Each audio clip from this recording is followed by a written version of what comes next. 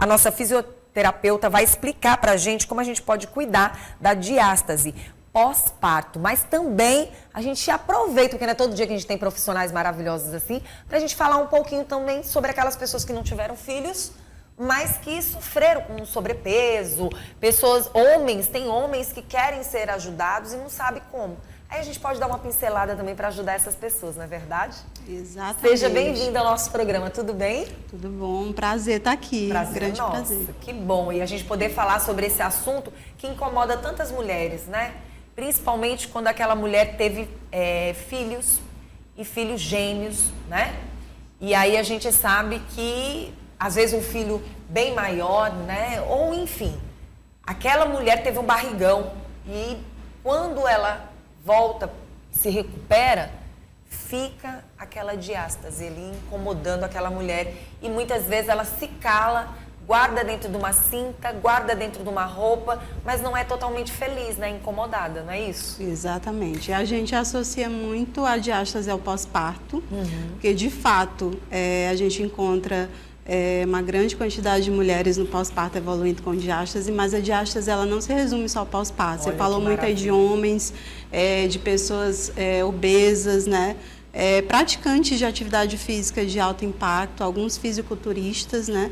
É comum a gente observar diástase, mas de fato o público assim que a gente mais concentra, né, um número maior de pacientes assim com diástase, de fato é pós-parto. E a gente associa muito também a questão do sobrepeso ou da obesidade, mulheres que ganharam muito peso durante a gestação, mas tem mulheres super magrinhas, né, que ganharam pouco peso durante a gestação, mas evoluíram durante a gestação com barrigão, né, e tem uma diástase bem significativa por conta disso. Agora a gente vai mexer um pouquinho sobre esse assunto e é claro que eu quero que você... A gente vai mostrar as imagens e eu queria muito que você falasse um pouquinho, na verdade, como é que a gente pode mostrar para quem está em casa uma diástase, né, verdadeiramente, e o que acontece e como as pessoas podem, de uma certa forma, serem ajudadas. Nós temos algumas imagens aí que você pode ver na telinha e eu queria que você falasse um pouquinho sobre elas. Tá, a gente está vendo aí algumas imagens de diástase, mas também de flacidez, né? A gente costuma ver muito essa associação de flacidez de pele, flacidez muscular e a diástase. E sobre a diástase, ela pode se localizar em vários níveis. Então, a nível umbilical e a nível supraumbilical, acima do umbigo, onde a gente vê uma ocorrência maior, tá? Que se chama mais abdominal, né? É uma área mais frágil, sim, né? Em que a face é mais frágil, a linha alba se torna mais frágil, por isso essa predisposição maior. Mas a gente também pode ter a nível infraumbilical, dando aspecto àquela barriga avental, que é sempre um incômodo para as mães quando chega ao consultório. Então, aquele excesso de pele flácida, né, de barriga caída abaixo do umbigo, a gente chama de abdômen avental, pode ser uma diástase infraumbilical ou ela pode ocorrer ao longo de toda a linha alba, toda a extensão. Muito interessante. A gente vendo essas imagens que a gente está mostrando aí, no caso dessas imagens que nós estamos mostrando, são várias mulheres ou a de cima é uma mulher só e a de baixo é uma mulher só também? Ou não? Não, eu não perguntei para a Lorena, mas é interessante a gente... São várias mulheres, então vamos lá. Eu queria chamar a atenção, você falou algo bem interessante. A gente está vendo essas imagens, essas 3 imagens de cima, e a gente observa o quê? Que tem uma barriguinha acima da cirurgia. Já no outro, a gente vê que tem um total, pegando o umbigo e tudo, e uma caidinha a do meio, e bem flácido. E a gente já vê diferente na primeira, logo em cima, que fica ali quer dizer, são várias formas. Exatamente. Cada paciente ela vai ter um perfil. E assim, analisando uma foto, a gente pode até observar uma possível diástase, mas de fato a gente só vai conseguir dizer se é realmente uma diástase com testes clínicos específicos, né? Tem um teste clínico clássico em que a mulher fica em decúbito dorsal, faz uma flexão anterior de tronco, simulando um abdominal, por exemplo, a gente consegue evidenciar com mais clareza essa separação da musculatura dos retos abdominais, né? Eu queria entender como é que você... Por exemplo, tem que ser uma investigação mais clínica, isso, né? Olhando assim, pela experiência que você tem como fisioterapeuta, nas imagens que foram mostradas, o que seria mais difícil e que teria que parte para cirurgias? Existem algumas situações clínicas que têm indicação imediata para cirurgia. Uma delas, assim, uma diástase muito acentuada, né? O que a gente considera diástase, segundo a literatura? Uma separação da musculatura dos retos abdominais acima de 2 centímetros. Então, acima de 2 centímetros a gente considera diástase, mas uma mulher que chega com 6 centímetros, por exemplo, de separação, tem herniações associadas, está sofrendo com muitas dores nas costas, dor pélvica, já tem um quadro de incontinência urinária e assim outras repercussões clínicas associadas, essa mulher muito provavelmente tem indicação para uma cirurgia. Não que ela não possa tentar um tratamento conservador com fisioterapia, que já evoluiu bastante. Isso inclusive é bem indicado, fazer tipo um tratamento pré-operatório com a fisioterapia, mesmo que tenha indicação para cirurgia. Mas tem aquelas situações clínicas realmente que já são indicações imediatas para cirurgia, sim. Pronto. A gente viu na imagem de baixo que tem uma pessoa que a gente tem a sensação seguinte, que se ela fizer uma academia, ela pode melhorar. Por exemplo, essa primeira imagem de baixo, que a gente pode observar, à minha esquerda, né? Na verdade, essa é uma diástase ali? Olhando assim, né, fica difícil a gente dizer, né, com clareza. Porém, é muito provável que essa paciente sim tenha diástase, né? Dá para ver que ela tem flacidez de pele, tem uma gordurinha também, mas a diástase, para a gente afirmar com clareza, a gente precisa fazer o teste clínico, né? Testes clínicos específicos, que não só é o clássico, a gente tem que avaliar também a parte funcional relacionada à diástase, né? Não só a parte anatômica. Então, teste de competência abdominal, de competência perineal, a tensão da linha alba. Geralmente a linha alba está muito frouxa, né? Com baixa tensão. Às vezes a paciente tem uma diástase pequena, do ponto de vista anatômico, digamos 2, 3 centímetros, né? Mas a linha alba está com muito baixa tensão. Isso repercute na queixa estética e na queixa funcional da paciente. Por isso que a gente tem que procurar analisar o todo, né? Eu queria que você pudesse explicar, a partir de que momento que essa mulher gestante, que teve seu bebê, ela vai poder começar a ter um cuidado maior relacionado à diástase. Por exemplo, ela imagina que ela ficou com uma diástase, né? No momento que ela teve o bebê, ela vai esperar quanto tempo ou de imediato ela já pode começar a cuidar? Já pode começar a cuidar de imediato, até porque a diástase, ela já acontece na gestação. Ela precisa ocorrer na gestação. Na própria gestação? Para permitir a adequada acomodação do bebê. A musculatura ela precisa desse afastamento para que o bebê consiga se adaptar bem ali ao abdômen. Nossa, eu acho que é falta de informação mesmo, porque muitas mulheres não têm nem ideia disso. Que podem já começar a cuidar na gestação. Por exemplo, tem mulher que na primeira gestação, tudo ok. Ela volta a barriguinha dela, tá tudo mil maravilhas. Já na segunda gestação, mesmo sendo uma barriga grande, já não, a idade influencia? A idade influencia também, o ganho de peso durante a gestação influencia. E essa questão da diástase relacionada à gravidez, né, como eu falei, ela precisa ocorrer para permitir a adequada acomodação do bebê, ela é mais perceptível no último trimestre. Muitas mulheres experimentam, por exemplo, a sensação de queimação, né? Isso pode estar relacionado à diástase nessa região, por conta do excesso de estiramento na linha alba, provocando a separação da musculatura.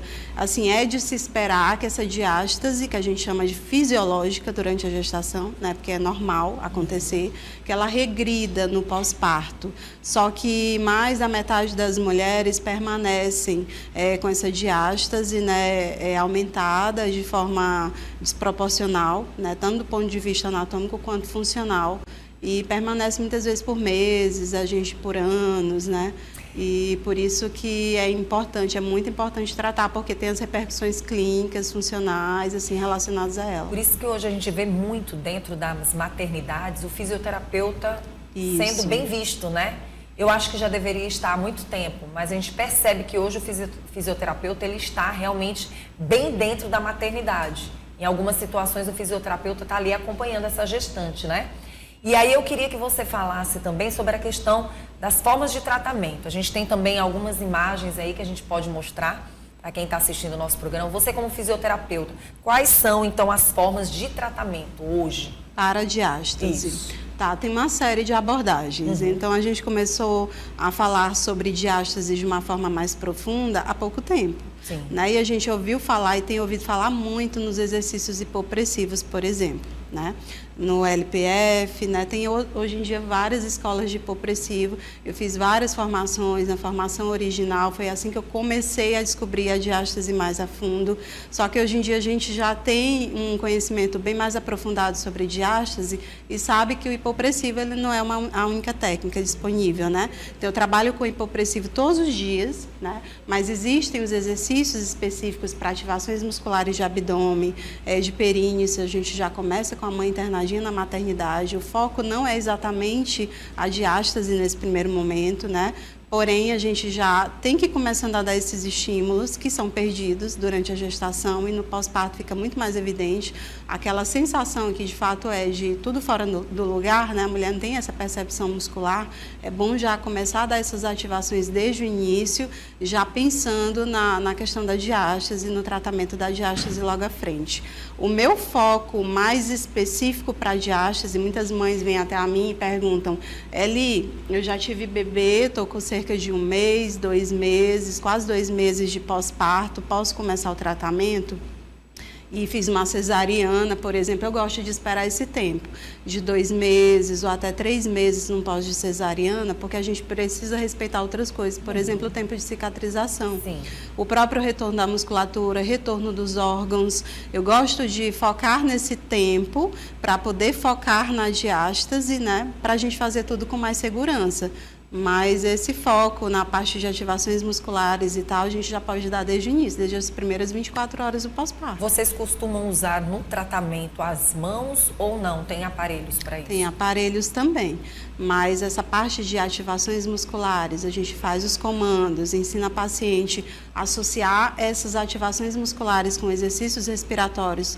Tem exercícios específicos, né? Principalmente usando a expiração resistida, que a gente já ativa involuntariamente a musculatura abdominal. E quando a mulher aprende a fazer essas ativações e associa a respiração, então ela consegue, simplesmente fazendo técnicas, né, dessa forma, a respiração mais ativação muscular ensinada, ela já está ativando muito bem essa musculatura, né? E aí passa o tempo, a gente vai orientando outros exercícios. Muito bom.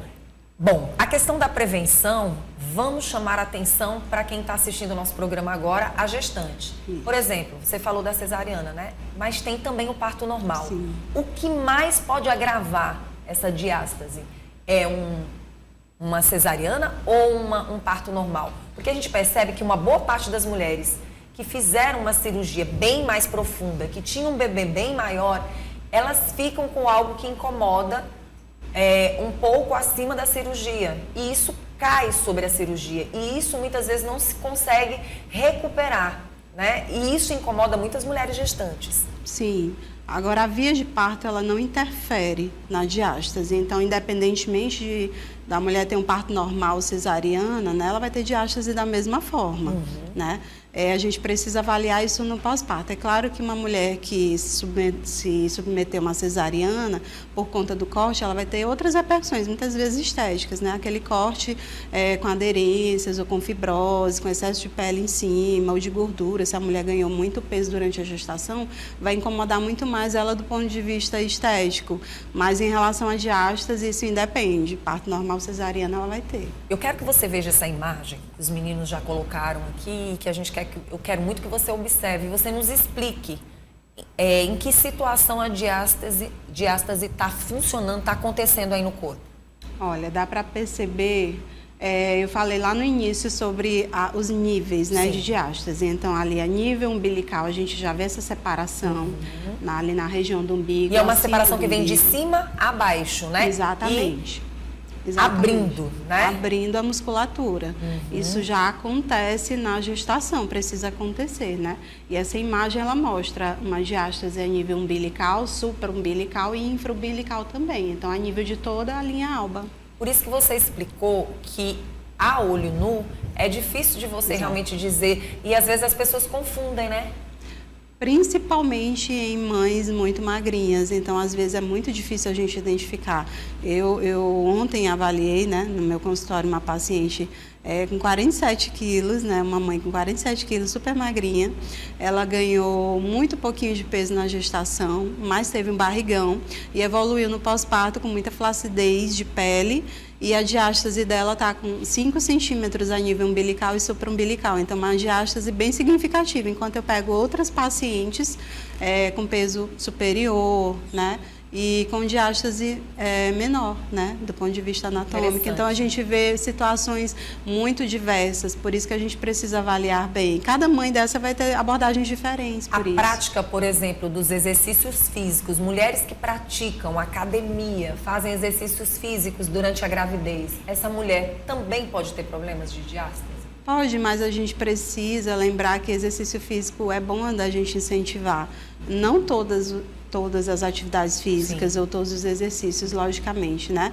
Existe aquela polêmica relacionada ao abdominal convencional, por exemplo, para mães com diástase. E é uma polêmica porque a gente não pode generalizar e dizer que todas as mães com diástase não podem fazer exercício abdominal. Tá? A gente precisa avaliar isso também, porque vão ter mães, mesmo que um percentual pequeno, que vão ter competência abdominal suficiente, perineal também, vão ter uma tensão na linha alba, apesar da diástase ali presente.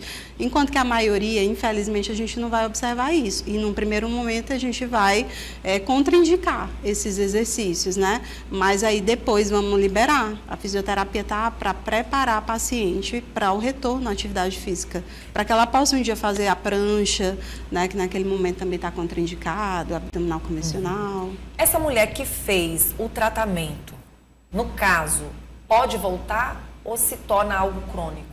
Ela pode voltar, claro, né, se ela perde a prática de atividades físicas, né, porque a gente precisa liberar a paciente da fisioterapia, mas incentivar atividade física, né? E quando ela recebe alta da fisioterapia, é porque ela está preparada para fazer exercícios que antes ela não poderia fazer. Então, é importante que a gente incentive a mulher essa prática de atividade, o controle de ganho de peso. Porque ela fez, né, o tratamento, mas não quer dizer que não vá voltar essa diástase, isso, né? Sessões de manutenção esporádicas com a fisioterapia são importantes. A gente sempre precisa manter. Muito bom. A gente falou sobre a questão do pós-parto, mas a gente lembrou que a gente ia falar também para os homens que estão assistindo o nosso programa. Dá para também fazer esse trabalho com os homens e, de uma certa forma, ajudar dentro da fisioterapia? Dá. É bem pouco frequente a gente receber homens, né? Talvez eles não estejam também tão a par do assunto, né? Exatamente, mas homem também pode ter diástase, né? Já recebi fisiculturista no meu consultório, né, com diástase, homens obesos, né? Então, a obesidade é fator de risco para diástase, independentemente de ser homem ou mulher. Crianças podem ter diástase. Verdade. Né? A diástase pode ser algo adquirido, pode ser congênito, pode ter pessoas que já nascem com diástase. É bem mais frequente nesse público do pós-parto, é bem mais fácil de identificar, né? Mulher é sempre muito mais centrada nisso aí, né? Mas todos os públicos podem ter, sim. Agora sim, você fala dessa mais clínico, mas existe algum exame que possa identificar e o próprio exame laboratorial também pode ajudar? Exames de imagem, ultrassom de parede abdominal, tomografia, ressonância, são exames possíveis. Muitas vezes as pacientes já chegam com resultados desses exames. É muito mais comum o médico solicitar, quando a mãe tem indicação para uma abdominoplastia, o médico precisa ver exatamente qual é essa separação, né, anatômica, quantos centímetros exatamente existe de separação, e no pós-operatório fazer de novo para ver se a cirurgia realmente de fato conseguiu reverter. Um tratamento como esse é um tratamento de muitas sessões? Depende, né? A gente precisa avaliar a paciente direitinho, montar o programa de tratamento. E analisar como é que tá, né? Em que situação, em que estágio tá aquela diástase dela, né? Porque quando a gente fala de diástase, muitas mães pensam que existe um protocolo pronto, né? E existem N abordagens. Você me perguntou quais são as abordagens da fisioterapia. Só exercício, tem a parte de aparelho, tem equipamentos também, né? Esqueci de citar. Eletroestimulação muscular, por exemplo, é bem importante da gente associar os exercícios. Então, eu adoro associar exercício com eletroestimulação muscular, corrente alce, corrente russa. A gente consegue um recrutamento de fibra muscular muito mais importante. Muito bom. Eu tô feliz de ter trazido você. Sempre quando a gente traz esses profissionais, a gente fica achando muito bom e quem tá em casa também adora. Muito bom. E você, quando me encontrar por aí, me dê o feedback do que você viu, do que você gostou, porque é muito bom. Quem quiser entrar em contato com você através do Instagram, como é que faz? @fisioterapeuta Eli Abreu, né? Tô lá no Instagram sempre postando sobre diástase, é o meu foco e é o que eu amo.